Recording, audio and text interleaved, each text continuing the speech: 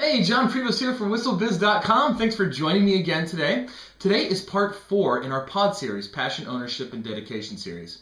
Yesterday we talked about setting goals or creating a development plan, being able to establish a map for an employee as they come into our organization. Today we're going to talk about how we measure that, how we follow up on that. In the olden days, the way that performance reviews and development plans have been broken is the fact that they're not followed up on in any kind of routine manner.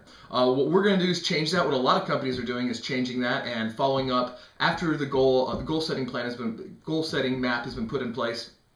They follow up on it every month or every 2 months. I suggest every month. That just seems easier to schedule and so forth. Again, and this should just be 10 to 15 minutes follow up with the employee, and it could be done either in their cube, in their office, or in some kind of public space, or even a conference room would be good. We don't really necessarily want to do it in our offices because that could give a hint of correction. This is supposed to be an informal process. So basically, we want to start with the positive.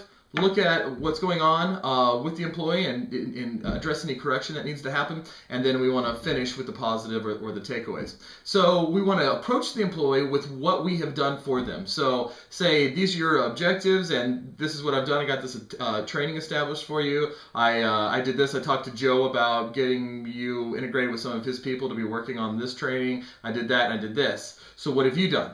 And then the employee can say, well, I've concentrated on these goals this past month, and this is what I've done to be able to concentrate on it. This is where I think I'm going. The plan might change a little bit here or there, and that's okay. It can be flexible. And this is the time when the hiring manager can say, okay, well, I like what you're doing here, but what if we did this? Or like, let's correct here. And there's kind of a collaborative correction that's taken place there. And then the employee can say, and these are my issues. These are my big blocking issues that I need help with. And the hiring manager can take those away. So what we're doing is we're having the hiring manager say, I've done this for you, and at the end of the conversation, I'm taking these issues away with me to fix for the next time that we get together, which will probably be next month. So this is a way to, again, affirm their passion and be able to make sure it's getting integrated in a meaningful way into the organization. And after that's done, let's say we do it 12 times throughout the year, every month. Before we have the next goal, the goal setting session, we're going to have a retrospective or a post-mortem to be able to look back and see what we predicted well, what we didn't predict well, what were good changes along the way as we documented it every month. So we have an incremental documentation that's gone throughout this.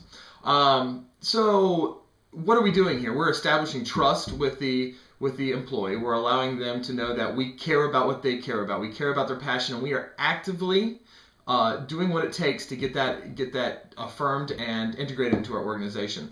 We're building also a collaborative relationship between the hiring manager and the employee, so they know together how important the development is of the employee going forward. And this again takes the employee out of the defensive realm where nobody understands me, nobody cares about what I care about. It should be heard by them that we care about it, and we're doing things to get it going in the right direction. And we're affirming that passion so they can let down their guard and really be all they can be as far as working on projects and products and what matters to the company. So that's it. So the challenge today is to be able to go back to the HR or whoever is managing performance reviews, whoever the disciplinarian of performance reviews are. Usually it's HR, and usually this is the hardest thing they have to do to get people to do, because nobody wants to do performance reviews, and say, we would like to do this in a different way. Obviously it's broken, because most of the time it is. Obviously it's broken, and here's some suggestions that we think would be good. Take what I've said, change what I've said, whatever makes sense to you. And they should run with this, because they usually don't have any way to get people to do these things. So to actually hear somebody saying, we want to do these, and this is how we'd like to change it, and experiment in our group to do it, they should love. If you're an individual contributor, somebody on the floor, you can go to your manager and say, this seems to be a lot of work for you. This kind of seems broken. We both recognize how important development plans are, so what if we did it this way?